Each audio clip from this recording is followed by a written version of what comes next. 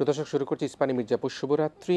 আজ আমরা কথা বলব নির্বাচন ও জাতীয় ঐক্য নিয়ে। কেন আমরা নির্বাচন ও জাতীয় ঐক্য নিয়ে কথা বলবো? প্রিয় দর্শক, নিশ্চয়ই আপনারা দেখতে পেয়েছেন যে অন্তর্বর্তীকালীন সরকারের প্রধান প্রফেসর ডক্টর ইউনূস এবং বিএনপির ভারপ্রাপ্ত চেয়ারম্যান জনাব তারেক রহমানের সাথে লন্ডনে যে বৈঠক হয়েছে সেই বৈঠকে ফেব্রুয়ারিতে একটা নির্বাচনের আভাস পাওয়া গিয়েছে এবং সেই প্রত্যাশায় কিন্তু জাতি প্রত্যাশিত ছিল কবে নাগাদ নির্বাচন হবে। কিন্তু সেই নির্বাচনের যখন প্রসঙ্গ আসলো তখন বিএনপি সহ তার জোটের অন্যান্য প্রধান যারা শরিকরা রয়েছেন বেশিরভাগ দলই কিন্তু এই নির্বাচনে যেটি ফেব্রুয়ারিতে অনুষ্ঠিত হবার কথা, যেটি অন্তর্বর্তীকালীন সরকারের প্রধান ঘোষণা করেছেন, সে বিষয়ে সবাই মতামত, তাদের ইতিবাচক মতামত ঘোষণা করেছেন। কিন্তু এর পরে আমরা দেখেছি যে জামায়াতে ইসলাম এবং এনসিপি তারা কিছুটা বিরূপ মন্তব্য করবার চেষ্টা করে। সে কারণে আজকে আমরা আমাদের অতিথি হিসেবে আমন্ত্রণ করেছি নির্বাচন ও জাতীয় ঐক্য নিয়ে সাবেক ছাত্রনেতা, বাংলাদেশ জাতীয় দল বিএনপির সম্মানিত যুগ্ম মহাসচিব, বিএনপির মিডিয়া সেলের সদস্য সচিব জনাব শহীদুদ্দিন চৌধুরী আইনীকে আমরা আমন্ত্রণ জানিয়েছি কথা বলবার জন্য। আসলে নির্বাচন ও জাতীয় ঐক্য নিয়ে আমরা কথা বলবো। মিস্টার আইনী, নিশ্চয়ই পুরা দিন আপনারা তো রাজনীতি থাকেন, ফলো করেন। আমরা যেহেতু গণমাধ্যমের সাথে কাজ করি, আমরাও কিন্তু আপনাদের সকল কার্যক্রমকে আমরা ফলো করতে হয়। আমরা যেটি দেখেছি যে বাংলাদেশের ইতিহাসে শেখ হাসিনায় পালিয়ে যাবার পরবর্তীতে যেটা টার্নিং পয়েন্ট, সবচেয়ে বড় টার্নিং পয়েন্ট, সেটি হচ্ছে গিয়ে প্রফেসর ডক্টর ইউনূস এবং বিএনপির ভারপ্রাপ্ত চেয়ারম্যানের যে বৈঠকটি হলো, সেই বৈঠক কিন্তু বাংলাদেশের এই 10-11 মাসের রাজনীতির সবচেয়ে গুরুত্বপূর্ণ টার্নিং পয়েন্ট। একটা দেশ একটা সন্ধিক্ষণের দিকে ধাবিত হতে যাচ্ছিল। অন্তর্বর্তীকালীন সরকার নানা দিক থেকে নানাভাবে নানা প্রেশারের মধ্যে পড়ছিল। অনেকগুলি আন্দোলন দেখা যাচ্ছে, প্রায় আন্দোলনের ক্ষেত্রেই দেখা যাচ্ছে তার যমুনামুখী মানুষ তাদেরকে ঘেরাও করার চেষ্টা করত। সেই অবস্থায় যখন বিএনপির পক্ষ থেকে বারবার ডিসেম্বরে নির্বাচনের তাগিদ দেওয়া হচ্ছিল, তখন অন্তর্বর্তীকালীন সরকারের প্রধান তিনি জনাব তারেক রহমানের সাথে কথা বললেন, দেখা করলেন এবং সেই আলাপ আলোচনা নিশ্চয়ই আপনারাও দেখেছেন যে সেখানে আমরা দেখেছি জনাব তারেক রহমান 2টি বই তাকে উপহার দিয়েছেন, একটি কলম উপহার দিয়েছেন এবং জনাব তারেক রহমান বলেছেন তাকে অভিভাবক হিসেবে সম্বোধন করেছেন। সবচাইতে বেশি আমাদের কাছে মনোমুগ্ধ লেগেছে সেটি হচ্ছে গিয়ে ডক্টর ইউনূস তিনি জনাব তারেক রহমানকে বাংলাদেশের রাজনীতি নিয়ে যিনি ভাবেন, তিনি বাংলাদেশের রাজনীতিকে ভবিষ্যতে একটা ভালো জায়গা নিতে চান, তার জন্য তিনি তাকে ধন্যবাদ জানিয়েছেন। সব মিলিয়ে এত পজিটিভের মধ্যেও কিন্তু আমরা দেখেছি যে নির্বাচন নিয়ে এক ধরনের মিশ্র প্রতিক্রিয়া আছে। তবে তার আগে মিশ্র প্রতিক্রিয়ার আগে আমরা জানতে চাই আপনার কাছ থেকে, আপনি বিএনপির একজন ভেটারান লিডার, ছাত্রদের নেতৃত্বে দিয়েছেন, ছাত্রদল করেছেন, সে অবস্থায় এই মিটিংটাকে আপনি কিভাবে দেখছেন? দেখুন, বৈঠকটি ছিল খুবই সময়োপযোগী এবং একটা সৌহার্দ্যপূর্ণ পরিবেশে এই বৈঠকটি হয়েছে। দুজনেই বাংলাদেশের নেতা, নোবেল বিজয়ী প্রফেসর ডক্টর মোহাম্মদ ইউনূস বাংলাদেশ সরকারের চিফ অ্যাডভাইজার এবং আমাদের ভারপ্রাপ্ত চেয়ারম্যান জনাব তারেক রহমান, শহীদ রাষ্ট্রপতি জিয়া রহমান এবং দেশনেত্রী বেগম খালেদা জিয়ার জ্যেষ্ঠ সন্তান। একটা রাজনৈতিক পরিবার থেকে গড়ে ওঠা এবং বিশেষ করে আমরা যখন ঢাকা ইউনিভার্সিটিতে পড়ালেখা করি, স্বৈরাচার এরশাদ বিরোধী আন্দোলন, সে সময়ে তারেক রহমান ব্যাক স্ক্রিনের থেকে আমাদের সঙ্গে তো আমাদেরকে গাইড করেছেন, আমাদের সঙ্গে আলাপ আলোচনাও করে এই যে রাজনৈতিক জ্ঞান তার মধ্যে, সব কিছু মিলেই তিনি এই মুহূর্তে বাংলাদেশের রাজনীতিতে আলোচনার কেন্দ্রবিন্দু এবং প্রকৃত একজন রাজনীতিবিদ হিসাবে এবং একজন স্টেটসম্যান হিসাবে তার বক্তব্য, কথাবার্তা আমরা ইদানিংকালে প্রায় লক্ষ্য করে যাচ্ছি। যেদিন বৈঠকটি হয় তার আগ মুহূর্ত পর্যন্ত দেশবাসী বা আমরা নিজেরও একটা উৎকণ্ঠার মধ্যে ছিলাম, উদ্বিগ্ন ছিলাম, চিন্তিত ছিলাম যে এই যে দুজনের বৈঠক, কোনো কারণে যদি বৈঠকটা ফলপ্রসূ না হয়, আমরা জাতি এমনিই তো গত 16-17 বছর অত্যাচার, নির্যাতন, ফ্যাসিস্টের বিরুদ্ধে লড়াই, সংগ্রাম, মিছিল, মিটিং, গুম, খুন, এই সব কিছু তো দেখে আসছি, জেল খেটেছি। সারা বাংলাদেশের মানুষ অত্যাচারিত, নির্যাতিত, হাজার হাজার কোটি টাকা লুটপাট হয়ে গেছে। তাহলে হবিটা কি? মানুষ কোথায় যাবে? বা আমরাও যে রাজনীতির যে একটা সমাধান কিভাবে খুঁজে পাবো? কিন্তু না, বৈঠকটার পর লাইভে আমরা দেখলাম, বৈঠকের পরে যৌথ ব্রিফিংয়ে আমরা দেখলাম একটা স্বস্তি ফিরে এসেছে এবং একটা নির্বাচনের যে সময় উপযোগী বা উপযোগী মাস ফেব্রুয়ারি মাস, আমরা তো বলেছি, বারবার বলেছি যে না, ডিসেম্বরে নির্বাচন হবে, ডিসেম্বরে আমরা নির্বাচন চাই, ডিসেম্বর পর যদি চলে যায় তাহলে এই দেশে নির্বাচন হবে কিনা সন্দেহ। বিএনপির পক্ষ থেকে আমরা বারবার বলেছি, আমাদের এক এক নেতা এক একভাবে বলেছে। আবার দেখেন ভাষণ দিয়ে প্রফেসর ডক্টর মোহাম্মদ ইউনূস তিনি বলেছেন এপ্রিলে। এই যে ডিসেম্বর এবং এপ্রিল এর মাঝামাঝি অবস্থানে রোজার আগে যে নির্বাচনটা হয়, এটা কিন্তু একটা সাধারণ মানুষ, সচেতন মানুষও বুঝতে পারে যে রোজার সময়ে আসলে নির্বাচনের পরিবেশ হয় না, রোজার মধ্যে গ্রাউন্ড ওয়ার্ক হয় না, রোজার মধ্যে পথসভা হয় না, রোজার মধ্যে নির্বাচনী অ্যাক্টিভিটিস চলে না, এবং ঠিক রোজার পরপরেই নির্বাচন। এবং সেখানে একদিকে এপ্রিল মাস, পড়ালেখা, পরীক্ষা, তারপরে আরেকদিকে আবহাওয়া, ঝড় তুফান, এ তো হয়েছে না। কিন্তু ফেব্রুয়ারি মাসটা আলাপ আলোচনার ভিত্তিতে যখন একটা স্যাটিসফাইড যে হ্যাঁ, সকল কিছু যদি সুন্দর থাকে, সব প্রস্তুতি যদি আমি সম্পন্ন করে ফেলতে পারি, তাহলে আমার মানে ফেব্রুয়ারি মাসের নির্বাচন হওয়াটা সম্ভব। এবং আপনি লক্ষ্য করেন, দেখেন, আমরা তখনও বলি নাই, তার আগে জামাত ইসলামী এবং ওনাদের পক্ষ থেকে বারবার বলা হয়েছিল যে নির্বাচনের জন্য জানুয়ারির শেষ বা ফেব্রুয়ারিটিকে ওনারা প্রাধান্য দিয়েছেন। এই তো একটা সুন্দর পরিবেশে একটা মানে স্বস্তির নিঃশ্বাস, তার মানে একটা উৎসব মুখর নির্বাচনের দিকে আমরা চলে যাব। তারেক রহমান বই উপহার দিয়েছেন, কলম দিয়েছেন, কথাবার্তা হয়েছে। কি ধরনের কথাবার্তা হয়েছে আমরা আস্তে আস্তে কম বেশ বুঝতে সক্ষম হচ্ছি, বুঝতে পারতেছি। একটা ভালো পরিবেশ, একটা সুন্দর পরিবেশে আলাপ আলোচনা হয়েছে, কথাবার্তা হয়েছে। এটাকে অন্যভাবে দেখার কোনো সুযোগ আসলে রাজনৈতিক ময়দান থেকে আমার ছাত্র রাজনীতির হিসাবে আমি মনে করি না। আমরা এর অনেক রাজনৈতিক দলের প্রতিক্রিয়া শুনেছি, অত্যন্ত পজিটিভভাবে বলেছেন, ইতিবাচকভাবে বলেছেন। আবার ইতিবাচকের পাশাপাশি দুই একজন এটাও বলেছেন দেশের বাহিরে কেন এই বৈঠক, এখন কোন প্রেক্ষাপটে তারেক রহমান দেশের বাইরে আছেন, এটাও তো চিন্তা করতে হবে। আমি যদি আরেকটু বলি যে জুলাই আন্দোলন, আমরা তো সবাই মিলে আন্দোলন করেছি, এবং তখন যারা বৈষম্য বিরোধী ছাত্রদের নেতা প্রফেসর ডক্টর মোহাম্মদ ইউনূস যখন জাতিসংঘে যান, সেখানে 3 জন ছাত্রনেতা নেত্রীদেরকে নিয়ে গিয়েছেন এবং পুরা বিশ্বের সামনে পরিচয় করে দিয়েছেন, মাস্টার মাইন্ড হিসাবে আখ্যায়িত করেছেন। আমরা তো বিএনপির, বিশেষ করে যারা আমাদের ইয়াং জেনারেশন, যারা আন্দোলনে ছিল মাঠে, তারা তো বলে উঠতে পারত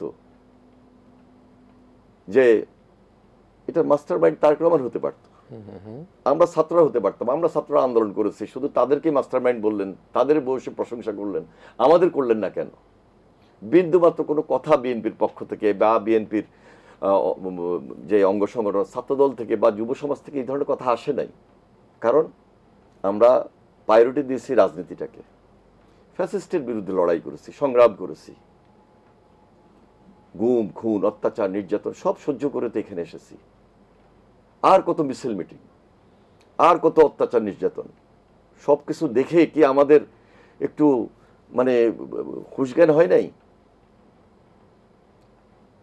তাহলে এই মুহূর্তে কি করা উচিত ছিল, কি বক্তব্য দেওয়া দরকার ছিল, কিন্তু এটা আমার মনে হয় একটু চিন্তা ভাবনা করে এই প্রতিক্রিয়াটা ব্যক্ত করলে আমার মনে ভালো হতো না? জি, এখানে কিন্তু আমরা যেটা দেখছি যে বিএনপিতে সমমনা দল সব প্রায় দলগুলোই কিন্তু এই যে বৈঠকটাকে স্বাগত জানিয়েছে। তারা ফেব্রুয়ারি নির্বাচনে তারা আশাবাদ ব্যক্ত করেছে, উৎসব মুখর ভোট হবে বলে তারা আশাবাদ ব্যক্ত করেছে।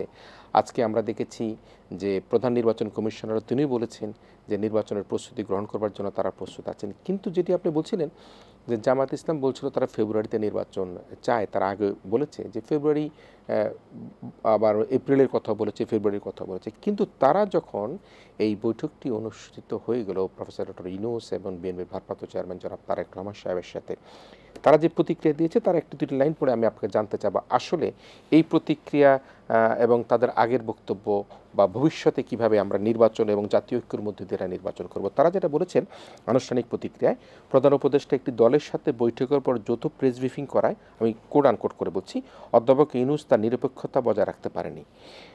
জামায়াত ইসলাম মনে করে এমন পরিস্থিতিতে আগামী জাতীয় নির্বাচন অবাধ, সুষ্ঠু ও গ্রহণযোগ্য হওয়ার বিষয়ে জনগণের মধ্যে আশঙ্কা তৈরি হয়েছে।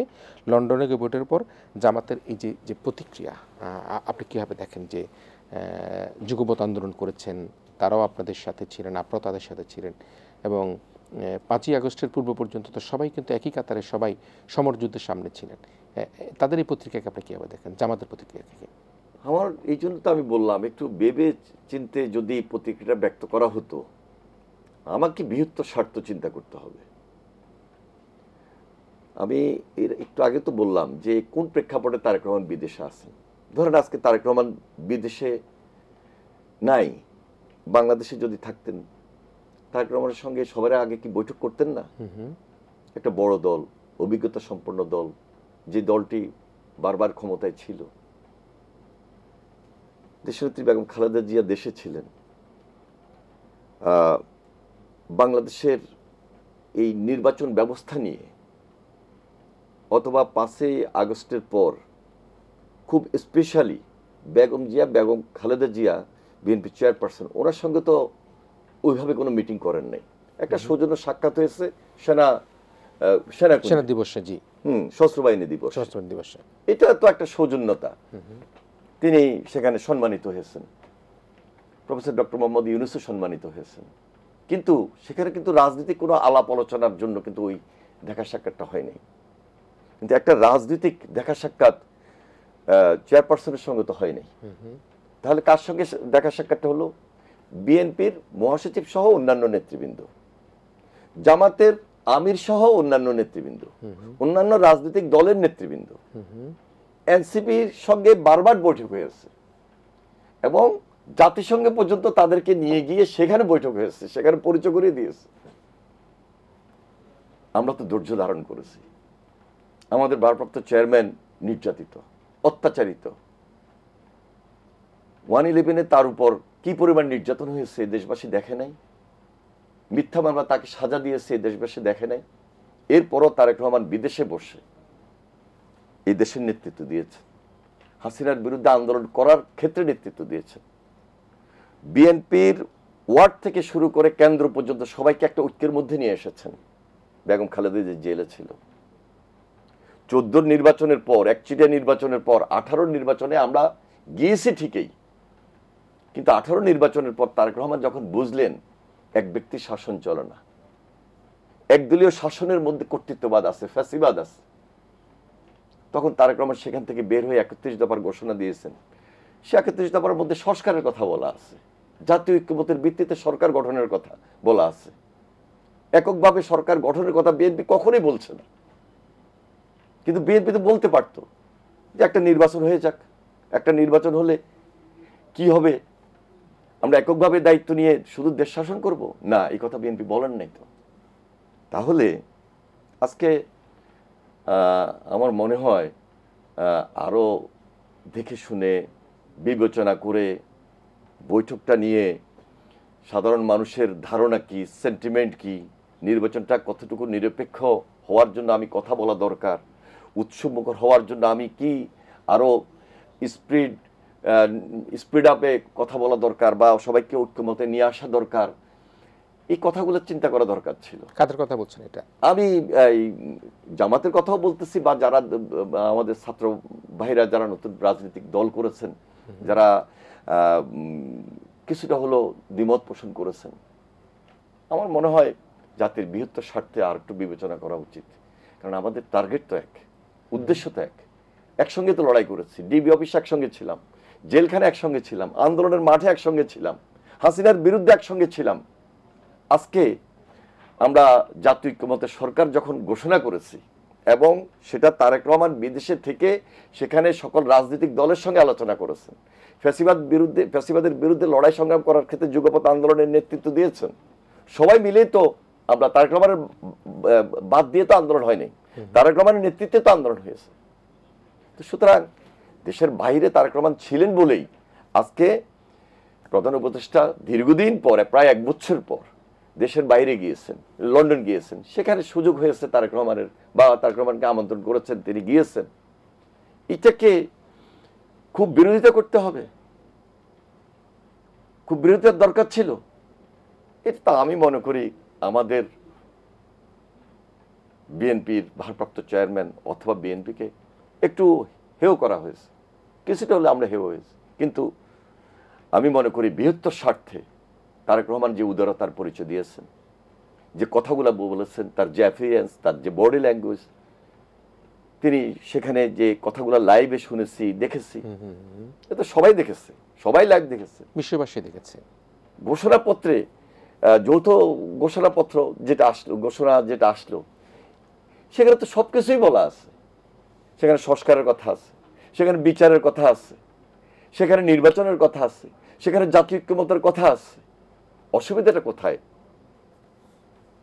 তাহলে আপনি যে বলছিলেন যে যারা একটু বিরূপ প্রতিক্রিয়া দিয়েছেন এবং বিএনপিকে একটু খাটো করেছেন বলছেন, তো সেক্ষেত্রে বিএনপি কোনো স্ট্র্যাটেজি নেবে কিনা এটার বিরুদ্ধে? দেখুন, আমরা দায়িত্বশীল দল, আমাদের পাল্টা কোনো জবাব দিবেন? আমাদের ভারপ্রাপ্ত চেয়ারম্যান সবাইকে নিয়েই জাতীয় ঐক্যমত্যের সরকারের কথা বলেছেন, তিনি দেশের জন্য কথা বলছেন। তিনি শুধু বিএনপিকে নিয়ে এককভাবে একটা সরকার গঠন করবেন কালকে নির্বাচনের মধ্য দিয়ে, বারবার এই কথাটি আমরা ব্যক্ত করে আসছি। এবং আমাদের 31 দফার মধ্যে স্পষ্ট উল্লেখ আছে, এখানে লুকোচুরির কিছু নাই। এটা আরেকটা জাতীয় সনদ, এটা আরেকটা ঘোষণা, এটা কমিটমেন্ট জাতির সামনে। বিএনপির মতো দায়িত্বশীল দল যদি এই কমিটমেন্ট জাতির সামনে করে, দেশবাসীর সামনে করে, এখান থেকে পিছু ওঠার কোনো কারণ নেই, পিছু উঠতে পারবে না বিএনপি। সুতরাং আমি আশাবাদী, যদিও যে কথাগুলো বলেছেন হয়তোবা ওনারা ওনাদের দিক থেকে চিন্তা করে বলেছেন। কারা ওনারা? আমি যারা এই প্রতিক্রিয়াগুলো ব্যক্ত করেছেন যে বিদেশে বসে কেন এই আলোচনা, এটা আমার মনে হয় বৃহত্তর স্বার্থে আমরা সবাই ঐক্যবদ্ধ একটা সুন্দর নির্বাচন করতে চাই, একটা উৎসবমুখর নির্বাচনের পরিবেশ তৈরি হবে এবং ফেব্রুয়ারি একটা উপযুক্ত সময়। আমরা ডিসেম্বর গোদরে বসে নাই, আমরা জানুয়ারিতেও বলি না যে জানুয়ারিতেই করতে হবে, ফেব্রুয়ারিতে কেন? তা সবাই মিলেই তো এই নির্বাচনটাকে আমরা আসলে একটা উইন উইন সিচুয়েশন সেখানে হয়েছে। মানে আমরা দেখেছি যে বিএনপির পক্ষ থেকে একটা বড় ধরনের একটা ছাড়ের মানসিকতা ছিল এবং অন্তর্বর্তীকালীন সরকার প্রধানের ডক্টর ইউনূসও সেখানে ছাড়ের মানসিকতা দিয়ে ফেব্রুয়ারিতে একটা নির্বাচনের একটা দিনক্ষণের একটা পরিকল্পনা গ্রহণ করা হচ্ছে। আপনি একটা কথা যথার্থ বলেছেন, আমরা যারা ঢাকা বিশ্ববিদ্যালয়ে পড়েছি, আপনারা ছাত্র রাজনীতি করেছেন, আপনাদের পিছিয়ে পিছিয়ে হয়তো বা মাঝে মাঝে আমরা 2-4-5 স্লোগানও তুলেছি যে এত বড় একটা বৃহত্তর দল, যে দলটাকে গত 15-16 বছরে ভাঙবার এমন কোনো চেষ্টা নাই যেটি আওয়ামী সরকার চেষ্টা করেন। ইভেন 18 নির্বাচন বলি বা 24 নির্বাচন বলি, আমি কিন্তু দেখি নাই যে বিএনপি থেকে কোনো বড় নেতা বা ইভেন গ্রাম পর্যায়ের কোনো নেতা গিয়ে তার পার্টি পরিবর্তন করে তার অন্য দলে জয়েন করা বা আওয়ামী লীগে জয়েন করা। তো সকল কারিশমাই কিন্তু জনাব তারেক রহমান, তিনি দেশে না থাকলেও বাইরে বসে সকল নেতৃত্ব দিয়েছেন। সুতরাং আমরা মনে করি যেটি আপনিও মনে করছেন, যে দেশবাসী হয়তো বা মনে করে যে এই যে সফরটি, এই যে বৈঠকটি ডক্টর মোহাম্মদ ইউনূস এবং জনাব তারেক রহমান সাহেবের, এটি বাংলাদেশের রাজনীতির বড় টার্নিং পয়েন্ট হবে। আমরা একটা বিরতিতে যেতে চাই, বিরতির পর আমরা আবার আলোচনা ফিরব। প্রিয় দর্শক, আমরা কথা বলছিলাম সাবেক ছাত্রনেতা এবং আমাদের অনেকেরই জনপ্রিয় একজন ব্যক্তিত্ব, বিএনপি যুগ্ম মহাসচিব এবং মিডিয়া সেলের সদস্য সচিব জনাব শহীদুদ্দিন চৌধুরী এনির সাথে। আমরা একই অতিথির সাথে ছোটটা বিরতির পর আবার ফিরে আসবো। ইসমাইল মির্জাপুর শুভরাত্রিতে আবারও ফিরে এসেছি। আমরা কথা বলছিলাম নির্বাচন ও জাতীয় ঐক্য নিয়ে। আমাদের সাথে অতিথি হিসেবে রয়েছেন বাংলাদেশ জাতীয়তাবাদী দল বিএনপির যুগ্ম মহাসচিব, বিএনপির মিডিয়া সেলের সদস্য সচিব জনাব শহীদুদ্দিন চৌধুরী আনি। এনিভাবে আমরা কিন্তু নানা প্রসঙ্গে কথা বলতে গিয়ে লন্ডনের সফর নিয়ে কথা বলছিলাম এবং সেখানে আপনি কিছুটা দুঃখবোধ করেছেন যে দেশ জাতি যখন একটা ভোটের অপেক্ষায়, মানুষ যখন 15-16 বছর ভোট দিতে পারেনি, ফ্যাসিস্ট সরকারের গুম খুন হত্যার যখন মানুষ বিচারের অপেক্ষায় আছে এবং একটি গণতান্ত্রিক সরকারের মাধ্যমে সেই বিচার প্রক্রিয়াটা আরও বেশি ত্বরান্বিত হবে, সে অবস্থায় জামাত ইসলামের প্রতিক্রিয়া নিয়ে আপনি বলেছেন। কিন্তু যারা ছাত্রদের দল, যারা এনসিপি, তাদের মধ্যে বিশেষ করে আমি দেখেছি যারা নাসিরুদ্দিন পাটোয়ারি, তিনি একটা কথা বলেছেন যে যদি এই প্রক্রিয়া ব্যর্থ হয়, যারা বিচার সংস্কার ও সংবিধান প্রণয়ন প্রক্রিয়া, তাহলে দ্বিতীয় গণঅভ্যুত্থানের দিকে যেতে তারা বাধ্য হবেন বলে তারা বলেছেন। এখন যে গণঅভ্যুত্থানে 1,500-2,000 মানুষ মারা গেল, 30-40 হাজার মানুষ আহত হলো, সেই গণঅভ্যুত্থানে দেশের ছাত্র জনতা সকল দল একসাথে ছিল। মিস্টার নাসিরুদ্দিন পাটোয়ারি তিনি বলেছেন তাহলে তারা আবার দ্বিতীয় গণঅভ্যুত্থানে যাবেন যদি এই সংস্কার বিচার ও সংবিধান প্রণয়নের প্রক্রিয়া ব্যর্থ হয়। আপনি কীভাবে দেখেন সেটা? প্রথমত দেখেন, সংস্কার, বিচার এবং নির্বাচন প্রক্রিয়া ব্যর্থ হওয়ার কোনো সুযোগ নাই, এবং সেই জন্য দ্বিতীয় গণ অভ্যুত্থানও হওয়ার মতো কোনো পরিবেশ তৈরি হবে না এই দেশে ইনশাল্লাহ। কারণ এই যে বৈষম্য বিরোধী ছাত্রদের যারা নেতৃত্ব দিয়েছেন, আমরা সর্বশেষ জুলাই আন্দোলনে একসঙ্গেই আন্দোলন সংগ্রাম করেছি, আমরা ডিবি কার্যালয়ে একসঙ্গেই ছিলাম, তাদের আহ্বানে সকল রাজনৈতিক দল এবং সর্বশেষ শহীদ মিনার থেকে তারা যখন 1 তারিখে যে আহ্বান জানালেন, আমাদের ছাত্র সংগঠনের সবাই মিলে দীর্ঘদিন থেকে পুরা জুলাই মাস, আগস্ট মাস তাদেরকে যে একসঙ্গে মিলে যেভাবে আমরা আন্দোলন প্রক্রিয়াটা একত্রিত হয়েছি, টোটাল উদ্দেশ্য এক ছিল, ফ্যাসিবাদের বিরুদ্ধে আমাদের সংগ্রাম, লড়াই। শেষ পর্যন্ত ফ্যাসিবাদ পালিয়ে গিয়েছে, যেতে বাধ্য হয়েছে। এখন তাদের এবং আমাদের সবার দায়িত্ব হলো দেশটাকে গড়া। তাদের নতুন দল, বয়স যদিও কম, কিন্তু তারা দেশপ্রেমিক ছাত্রদের নেতৃত্ব দিয়েছে, দেশপ্রেমিক হিসাবেও তারা দেশের মানুষের কাছে আখ্যায়িত হয়েছে। আমরা সকল রাজনৈতিক দল একসঙ্গে ছিলাম, বৈষম্য বিরোধী সেই ছাত্র আন্দোলন থেকে তারা নতুন পার্টি এনসিপি অথবা এই জাতীয় নাগরিক পার্টি, না আরেকটা ছিল তাদের নাগরিক ঐক্য, যেটা নাসিরুদ্দিন পাটোয়ারির কথা বললেন, এটা বয়সের স্পিড থেকে কথাগুলো আসে, আসতেই পারে। আমরাও তো এরশাদ বিরোধী আন্দোলন করেছি, 96-এ আমি ছাত্রদলের প্রেসিডেন্ট ছিলাম, হাসিনার বিরুদ্ধে আন্দোলন করেছি, লড়াই করেছি, সংগ্রাম করেছি। ইভেন এই যে 17 বছর বারবার জেলে গিয়েছি, কথা কিন্তু তো আসতে বলি নাই, মনোবল নিয়ে বলেছি, সাহস নিয়ে বলেছি। কিন্তু এর মধ্যে একটা রাজনৈতিক অভিজ্ঞতা আমাদের অর্জন হয়েছে। আমাদের ছাত্র ভাইরা বৈষম্য বিরোধী ছাত্র আন্দোলন করেছে এবং সেখান থেকে নতুন রাজনৈতিক দল গঠন করেছে, রাজনীতির মাঠে এসেছে, ধীরে ধীরে তাদের মধ্যে অভিজ্ঞতা অর্জন হচ্ছে, অভিজ্ঞতার ভিত্তিতে তারা কথা বলছে। এগুলা বয়সের কারণে হয়তো একটু সাহস নিয়ে, মনোবল নিয়ে বেশি বলতেছে, স্পিডে বলতেছে। আবার যখন একটু বেশি অভিজ্ঞতা সম্পন্ন হয়ে ম্যাচুরিটি নিয়ে কথা বলবে, তখন চিন্তা করবে যে না, মনে হয় এই যে লন্ডন বৈঠক নিয়ে বেশি কথা বলে ফেললাম কিনা, আবার দ্বিতীয় গণ অভ্যুত্থান তৈরির জন্য যে কথাগুলো বলে ফেলছে, নিশ্চয়ই তারা রিয়েলাইজ করতেছে এই কথাগুলো বলা কি ঠিক হয়েছে। আমি মনে করি ঠিক হয়নি। আমি যদি তাদের মতো এই বয়সে এই নেতৃত্বে থাকতাম, আমি অন্তত এই কথাগুলো বলতাম না।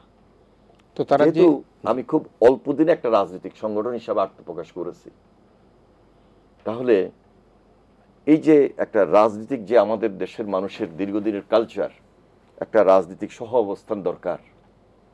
এদেশের মানুষ তো সারা জীবন মিছিল মিটিং করবে না, সারা জীবন আন্দোলন করবে না। তাহলে সবাইকে নিয়ে একটা ঐক্যবদ্ধ দেশ গড়ার জন্য যে একটা আন্দোলন করা দরকার, সেই দিকে তো আমার দাবিত হওয়া উচিত। তা আমি সেই দিকে যেতে হলে কি কি সমন্বয় করা দরকার, অভিজ্ঞতা সম্পন্ন বা দায়িত্বশীল দলের সঙ্গে, এবার আমি বলবো বিএনপির সঙ্গে অথবা অন্যান্য রাজনৈতিক দলের সঙ্গে বারবার আলোচনার টেবিলে যাওয়া, বারবার কথা বলা, সেটা না করে শুধু বিরোধিতার খাতিরে শুধু বিরোধিতা করলে তো সব জায়গায় সবসময় বিরোধিতা মানায় না। যাই হোক, আমরা বিএনপি মনে করি যে সকল রাজনৈতিক দলের সঙ্গে আমাদের একটা সুসম্পর্কের ভিত্তিতে আমরা আগামী দিনে যে নির্বাচন, সেই নির্বাচনটাকে উৎসবমুখর করার চেষ্টা করব। যার যার দায়িত্বশীল অবস্থান থেকে তার তার টেবিলে বসে কথা বলবো, একসঙ্গে বসবো, আলাদা বসবো। কারণ ঘুরে ফিরে তো টার্গেটটা এক, উদ্দেশ্য এক। যে উদ্দেশ্য 17 বছর আন্দোলন করে একসঙ্গে এক পয়েন্টে একটা আন্দোলনের মধ্যে ছিলাম, একটু রিয়েলাইজ করলেই আমার মনে হয় এটা পাওয়া যাবে। একটা কথা জনাব শহীদুদ্দিন চৌধুরী আনিস, সেটা হচ্ছে যে দ্বিতীয় গণ অভ্যুত্থানের কোনো সুযোগ বা শঙ্কা আপনি দেখছেন কিনা, যেটা নাসিরউদ্দিন পাটোয়ারি বলল, যদি একেবারে ছোট্ট করে বলতে চান কিনা। এত সকালে আমি তো এমন কোনো অন্যায় করছি না। আর যে বিরোধিতা করাটা হচ্ছে, এই বিরোধিতা কেন, কি কারণে? আমার বিএনপির রাজনীতির মধ্যে কোনো ফ্যাসিস্ট আচরণ নাই। আমরা দীর্ঘদিন ক্ষমতায় ছিলাম, ক্ষমতার বাইরে ছিলাম। স্বৈরাচারী কোনো মনোভাব নিয়ে আমরা আজ পর্যন্ত রাজনীতি করি নাই। আমাদের দলের মধ্যে এক ব্যক্তির শাসন বা একদলীয় শাসন বলতে যে কর্তৃত্ববাদ, সেটা কখনো প্রকাশ পায়নি। প্রেসিডেন্ট জিয়াউর রহমান একটা গণমানুষের দল সৃষ্টি করেছেন।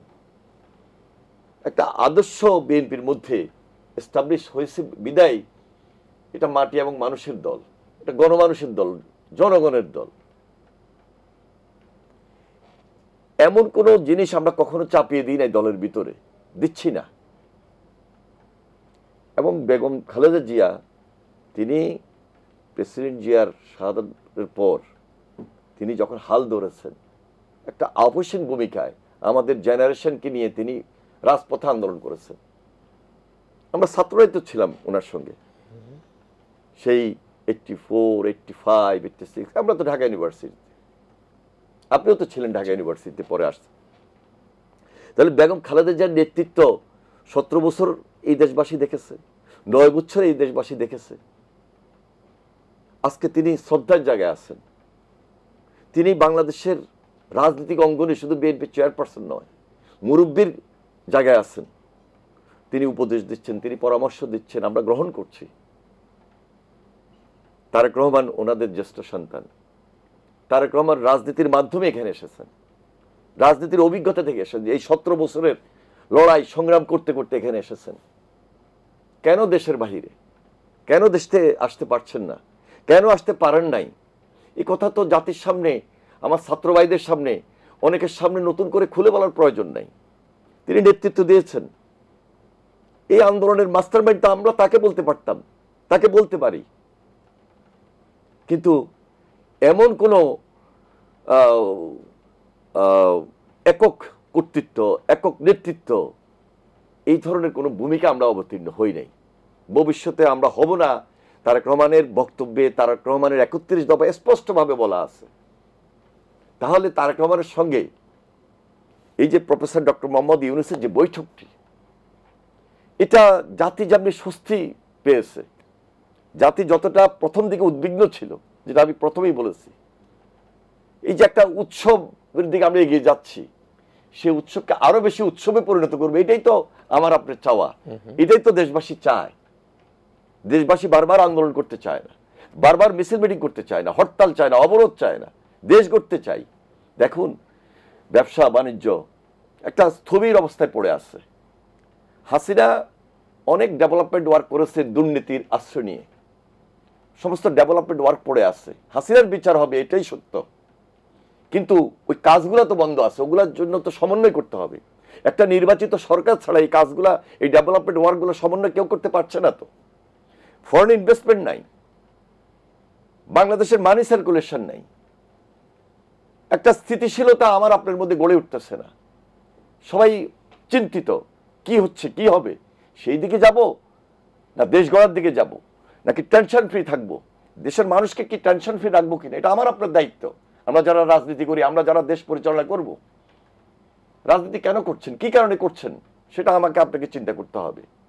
শুধু আমি একটা পার্টির নেতৃত্ব দিচ্ছি, আমি বড় নেতা, এখানে আত্মহমিকার কিছু নাই।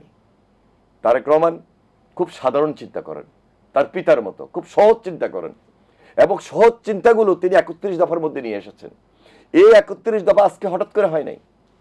এই 31 দফা গত 4 বছরে আমরা গ্রামে গিয়েছি, আমরা উপজেলায় গিয়েছি, আমরা জেলায় গিয়েছি, আমরা বিশিষ্ট নাগরিকদের সঙ্গে বসেছি, পেশাজীবীদের সঙ্গে বসেছি, ছাত্রদের সঙ্গে বসেছি, শ্রমিকদের সঙ্গে বসেছি, আবার সবার সঙ্গে আমরা কথা বলেছি। হঠাৎ করে 31 দফা আসে নাই। আমি বিএনপি মিডিয়া সেলের দায়িত্বে আছি, আমাদের মাধ্যমে তিনি গ্রামে গঞ্জে সবাইকে নিয়ে আজকে এই আলোচনাগুলো একটা পর্যায়ে নিয়ে এসেছেন। এটা আগে 27 দফা ছিল।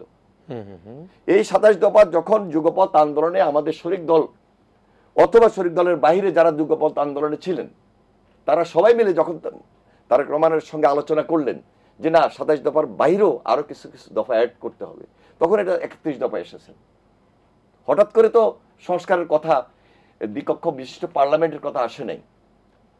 এই 31 দফার মধ্যে সেখানে একটা পার্লামেন্ট, যখন দ্বিকক্ষ বিশিষ্ট পার্লামেন্ট হবে, সেখানে 70 অনুচ্ছেদের সংশোধনের কথা বলা আছে, 70 সেখানে মিডিয়া কমিশনের কথা বলা আছে, সেখানে বিচার ব্যবস্থা একটা নিরপেক্ষ বিচার কমিশনের কথা বলা আছে, একটা স্বাধীন নির্বাচন কমিশনের কথা বলা আছে। সবকিছুই তো 31 দফার মধ্যে একদম মানে উল্লেখ করা আছে। সবার জন্য স্বাস্থ্য, সবার জন্য শিক্ষা, এই যে কথাগুলো, তো সবকিছু মিলে আমার মনে হয় বুঝতে ভুল করছে।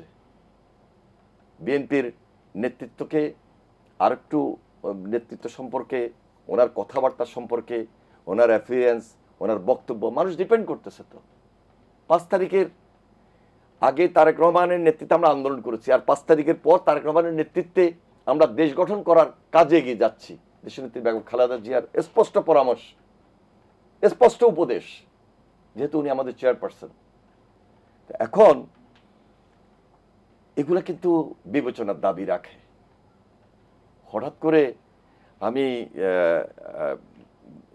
বিদেশে একটা বৈঠক হলো, সে বৈঠকের বিরোধিতা করব, বিরোধিতা করতে গিয়ে দেশের মানুষের বিরোধিতা করছে কিনা সেটাও তো দেখা উচিত। রাজনীতি তো দেশের মানুষের জন্য করছেন। রাজনীতি তো শুধু বিএনপির 2-4 জনের কথা শুনবেন বা 2-4 জনের সঙ্গে আলোচনা করে, বা আপনার পার্টির 2-4 জনের সঙ্গে আলোচনা করে আমি সিদ্ধান্ত নেব বা আপনি সিদ্ধান্ত নেবেন, তা তো না। আমার সিদ্ধান্তটা এমনভাবে নিতে হচ্ছে আমি বৃহত্তর জনগোষ্ঠীর জন্য, জাতির জন্য। তো মানুষ তো, এই যে আমি কথা বলছি, মানুষ তাকিয়ে আছে যে আমি শহীদুদ্দিন চৌধুরী আনি ছাত্র রাজনীতি করছি। আমরা ছাত্র রাজনীতির সময় এক হুঙ্কারে ছিলাম, হাসিনার বিরুদ্ধে, এরশাদের বিরুদ্ধে এক আওয়াজ দিয়ে আমরা আন্দোলন সংগ্রাম করেছি। হাসিনার বিরুদ্ধে আমরা যখন ফ্যাসিস্টের বিরুদ্ধে লড়াই করেছি, তখন আমরা ধমক দিয়েও কথা বলেছি।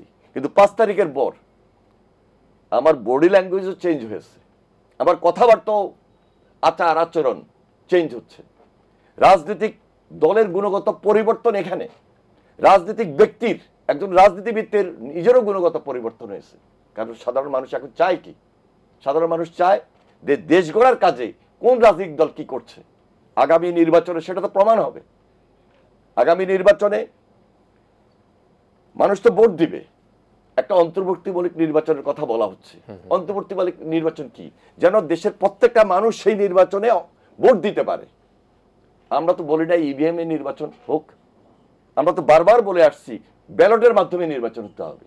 এই যে সংস্কার, এই যে কথাগুলো, নতুন শাসন ব্যবস্থা, নতুন সুশাসন, সেটার দিকে আমরা লক্ষ্য রেখেছি। দ্বিকক্ষ বিশিষ্ট পার্লামেন্টের কথা বলেছি এই জন্য, যে একটা আপার হাউস একচেটিয়া কথা বলে যাবে, এই লোয়ার হাউস একচেটিয়া কথা বলে যাবে, এখানে এটা রিভিউ করার মতো কেউ থাকবে না। না, রিভিউ করার মতো সেকেন্ড আপার পার্লামেন্ট থাকবে, যতক্ষণ পর্যন্ত না সঠিক একটা বিল প্রণয়ন হবে। সেটা কার জন্য? আমার জন্য, আপনার জন্য না, পুরো দেশের জন্য, দেশবাসীর জন্য। এই তো আমাদের চাওয়া পাওয়া, আর তো কিছু না। তাহলে সেক্ষেত্রে আপনি এই যে দ্বিতীয় অভ্যুত্থান, সেটিকে যদি বলছিলেন যে নাজউদ্দিন পাটোয়ারি বলছিল তারা দ্বিতীয় অভ্যুত্থানে যাবে, সেটা বলছেন যে বিএনপি তো বা ওরা, আপনারা তো এরকম কোনো কিছু করেন নাই বা করার মতো কোনো পরিবেশ নাই যেটা দ্বিতীয় গণ অভ্যুত্থান। ওই সুযোগ তো আমরা দিব না। আমরা খুব সচেতন, আমরা দায়িত্বশীল, আমরা অভিজ্ঞতা সম্পন্ন একটা রাজনৈতিক দল। এই জন্য বলছি এটা গণমানুষের দল। প্রেসিডেন্ট জিয়া একটা আদর্শ রাজনীতি এমনভাবে রেখে গিয়েছেন, এই ধারাবাহিকতায় বেগম খালেদা জিয়া তার আপসীন ভূমিকা থেকে তিনি নেতৃত্ব দিয়েছেন, নেতৃত্ব দিচ্ছেন। এখন অসুস্থ হলো মনোবল আছে, সাহস আছে, এবং তারেক রহমান প্রপারলি আমাদেরকে গাইড করতেছেন। আমরা তো তারেক রহমানের বাইরে কথা বলা আমাদের জন্য মুশকিল। দেখেন কিরকম মুশকিলটা কেন বলছি, যে তিনি প্রপার জিনিস চাচ্ছেন, তিনি ৩১ দফাকে প্রাধান্য দিচ্ছেন, এবং আমি কি কাজ করছি, আমার দলের অন্য নেতা ফিল্ডে কি কাজ করছে, তিনি সার্বক্ষণিক আমাদেরকে লুক আফটার করতেছেন। প্রত্যেকটা দলের নেতা কর্মীর পিছনে তিনি খোঁজখবর রাখতেছেন। শুধু কি বিএনপি না, বিএনপির বাহিরেও পেশাজীবী আমাদের রিলেটেড সংগঠন আছে, ডাক্তাররা আছেন, ইঞ্জিনিয়ার আছেন, শিক্ষকরা আছেন, আইনজীবীরা আছেন, ব্যবসায়ীরা আছেন। প্রত্যেকটা ক্ষেত্র তিনি তৈরি করছেন। তিনি এখন থেকে প্ল্যান করতেছেন যে আমরা যদি জনগণের ভোটে নির্বাচিত হই, তাহলে আমার ১০০ দিনের প্ল্যান কি হতে পারে, আমার ১৮০ দিনের প্ল্যান কি হবে, ৩৬৫ দিনের প্ল্যান কি হবে, আমার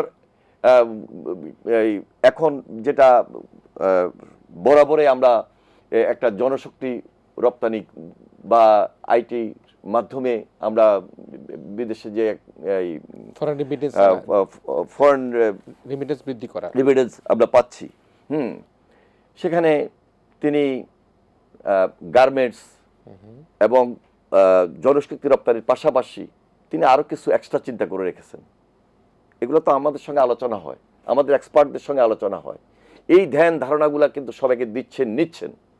তার মানে কি, একটা ভবিষ্যৎ বাংলাদেশ গড়ার ক্ষেত্রে প্রেসিডেন্ট জিয়া যেভাবে বাংলাদেশকে একটা স্বপ্ন দেখিয়েছেন, বাংলাদেশের জন্য একটা স্বপ্ন নিয়ে এসেছেন। সবাইকে তো চাকরি দেওয়া সম্ভব না, কিন্তু কর্মসংস্থানের সুযোগ তৈরি করা, দেশ স্বনির্ভর হওয়া এবং একটা ব্যক্তি আত্মনির্ভরশীল হওয়া, এই যে প্ল্যান প্রোগ্রাম জিয়া রহমানের এই ১৯ দফার ভিত্তিতে এই প্ল্যান প্রোগ্রাম দিয়েছিলেন। একটা শুধু খাল খনন কর্মসূচি ছিল জিয়া রহমানের। খাল খনন করবে, খালে পানি আসতেছে, পানিতে মাছের চাষ হচ্ছে, এই খালের দুই পাড়ে মাটি উঠতেছে, মাটির মধ্যে বৃক্ষরোপণ হতেছে, হাঁস মুরগির খামার হচ্ছে, এই পানি খেতে দিচ্ছে, সেচ হচ্ছে, উৎপাদন দ্বিগুণ হচ্ছে। আমি দেশের মানুষ বাহিরেও যেটা এক্সট্রা আসছে সেটা রপ্তানি হচ্ছে। এই যে প্ল্যান, এই যে পরিকল্পনা, তো তারেক রহমান ভবিষ্যতে কিছু কিছু এরকম প্ল্যান নিচ্ছেন, যে প্ল্যানের ভিত্তিতে আমাদের কর্মসংস্থান বৃদ্ধি পাবে। আমাদের এই যুবক, এই যে তরুণ, এই যে ছাত্র আজকাল যারা পাশ করে বের হচ্ছেন, হতাশায় ভুগতেছেন, তাদের জন্য কোনো চিন্তা নাই। বিগত ১৭ বছর এদেরকে ধ্বংস করে দিয়েছে, এরা ভোট দিতে পারে নাই, এরা ভোটার হতে পারে নাই। এদের পরিকল্পনা কি, এদের প্ল্যান কি, এদের উদ্দেশ্য কি, এদের উদ্দেশ্য বাস্তবায়ন কিভাবে হবে, এদের চাকরির ব্যবস্থা কি, এদের কর্মসংস্থানের ব্যবস্থা কি, কেউ একবার চিন্তা করেছে? তারেক রহমান এই চিন্তাগুলো করছে বলেই আজকে তারেক রহমানের উপর জেনারেশন, এই জাতি ডিপেন্ড করতেছে, ভরসা করতেছে, আস্থা রাখতেছে, বিশ্বাসের জায়গায়। সুতরাং এই যে আজকে প্রফেসর ডক্টর মোহাম্মদ ইউনূসের সঙ্গে যে বৈঠকটা, এখানে শুধু সৌহার্দ্যপূর্ণ পরিবেশেই না, আমরা শুধু স্বস্তি পেয়েছি এই কথা বললে শেষ করা যাবে। এখানের সঙ্গে বিশ্বাস জড়িত, আস্থা জড়িত, সম্মান জড়িত এই বৈঠকে। এই বৈঠকটাকে আরো হাইলাইট করা দরকার ছিল। যারা আজকে রাজনৈতিক ময়দানে অন্যান্য রাজনৈতিক দলগুলো আছেন, যারা আজকে কথা বলছেন, নেগেটিভ অ্যাটিটিউডের ২-৪টা কথা বলে ফেলছেন, আমি বলবো যে না, দেশের বৃহত্তর স্বার্থে একটু রিয়েলাইজ করুন, একটু চিন্তা করুন আমার কথাগুলো কি ঠিক হয়েছে কিনা।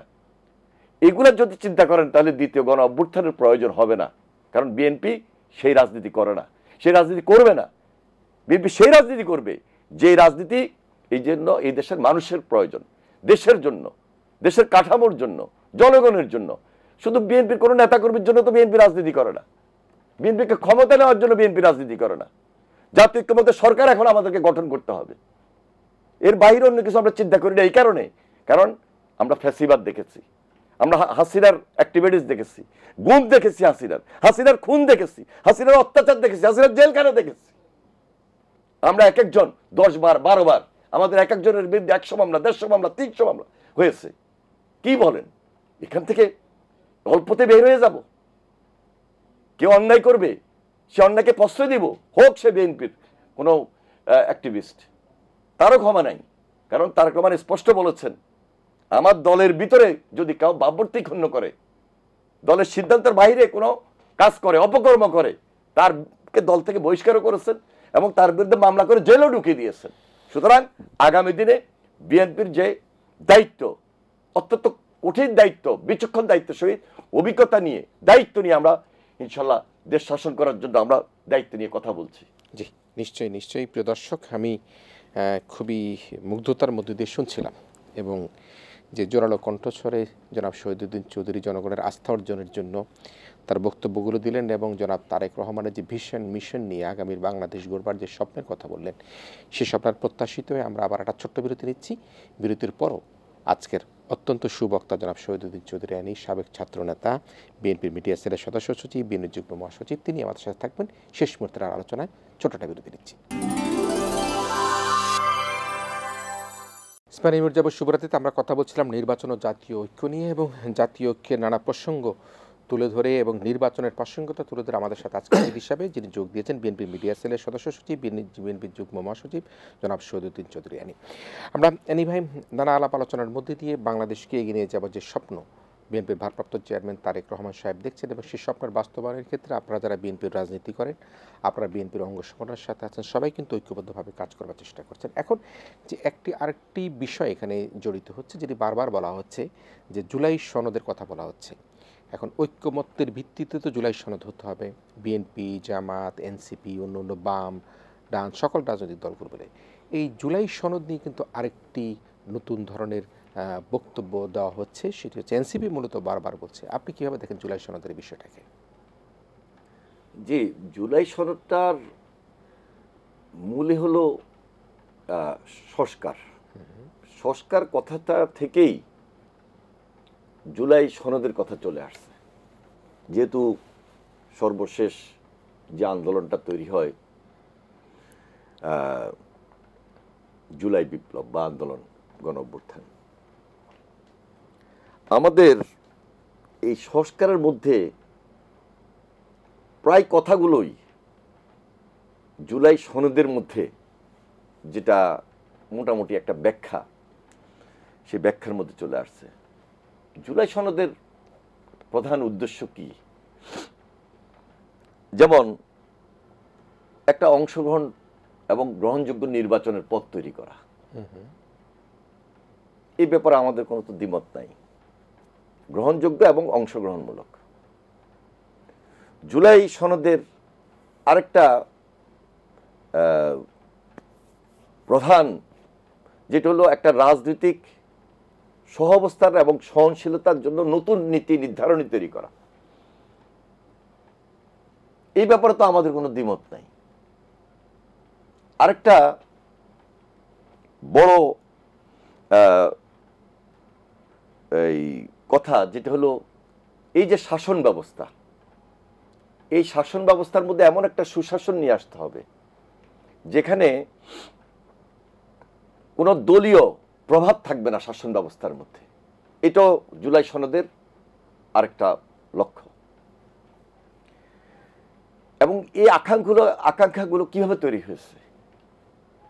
দেশের মানুষ গত 17 বছর যখন দেখেছে যে আমরা এই কাজগুলো থেকে বঞ্চিত, এই রাজনৈতিক রাজনৈতিক কর্মীরা দেখেছে যে এই অবস্থান থেকে আমরা সম্পূর্ণভাবে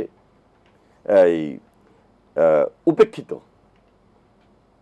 ইয়াং জেনারেশন, তাদের মধ্যে একটা রাজনৈতিক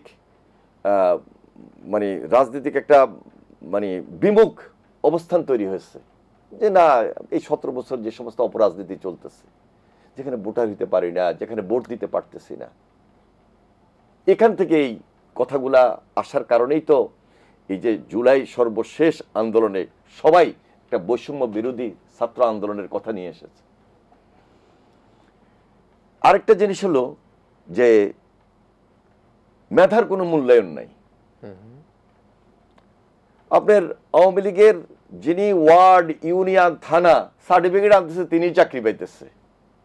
একটা বিশ্ববিদ্যালয় থেকে, একটা শিক্ষা প্রতিষ্ঠান থেকে সে পড়ালেখা করে বের হইতেছে, তার কোনো চাকরির ব্যবস্থা নাই। এই যে ছাত্র জনতার মধ্যে যে একটা ক্ষোভ, এখান থেকে এই বিপ্লবটা হয় এবং জুলাই সনদের কথার মধ্যে এই কথাগুলো চলে আসছে। একটা বিচার ব্যবস্থা, সেখানে স্বাধীন কোনো বিচার ব্যবস্থা নাই। যে সরকার ক্ষমতায় আছে তার নেতৃত্বে বিচার হইতেছে, সে যেভাবে চাইতেছে, যেভাবে বলতেছে, সেভাবে আমাকে জেলে আটকায় রাখতেছে, সেভাবে থানা আমাকে গ্রেপ্তার করতেছে, সেভাবে ডিসি এসপি অফিসার সবাই মিলে আমাদেরকে একদিকে গ্রেপ্তার করতেছে, আরেকদিকে জেল হাজতে পাঠাইতেছে। মানে একদলীয় বিচার ব্যবস্থা। তো এই সব থেকে বেরে আসার জন্য জুলাই সনদের কথা বলা হয়েছে। এই জুলাই সনদের ব্যাপারে তো আমাদের তেমন কোনো দ্বিমত নাই, এবং অনেকাংশে আমাদের সংস্কারের মধ্যে, সংস্কারের বাইরেও যারা আমাদের এই প্রক্রিয়ায় সংবিধান বা সংস্কার কমিটিতে যারা দায়িত্বে আছেন, তারা স্পেসিফিক ব্যাখ্যা দিয়ে আমাদের সালাউদ্দিন সাহেব স্ট্যান্ডিং কমিটির মেম্বার, ওনার নেতৃত্বে ইসমাইল জবিউল্লাহ সাহেব আছেন, আরো আছেন, যারা আছেন সবাই মিলে স্পেসিফিক কথাগুলো সেখানে একটা ঐক্যমতের মধ্যেই মোটামুটি সেখানে স্থির করে আসছেন।